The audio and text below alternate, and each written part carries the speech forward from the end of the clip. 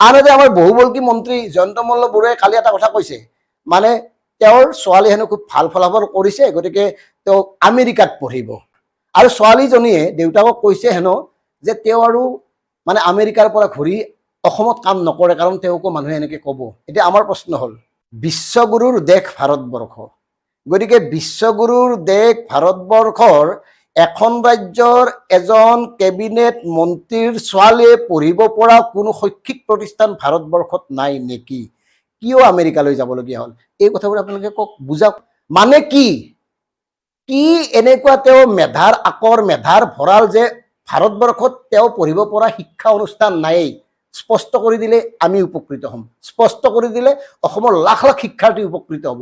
কাৰণ এই কথাটো স্পষ্ট কৰাৰ প্ৰয়োজন আছে। মন্ত্ৰী মহোদয় নিজে কৈছে যে তেওঁৰ ছোৱালী আমেৰিকাত যাব, খুব ভাল ইনষ্টিটিউটত পঢ়িব। সেই ইনষ্টিটিউটখন চৰকাৰী নে ব্যক্তিগত, এই কথাটো ক্লিয়াৰ কৰক।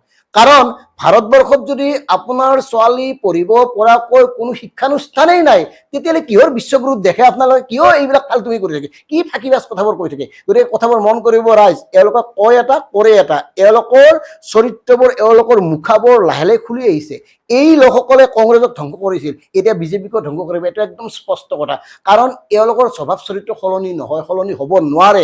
এওঁলোকৰ তেজত সেই বস্তুটো, সেই গুণটো নায়েই।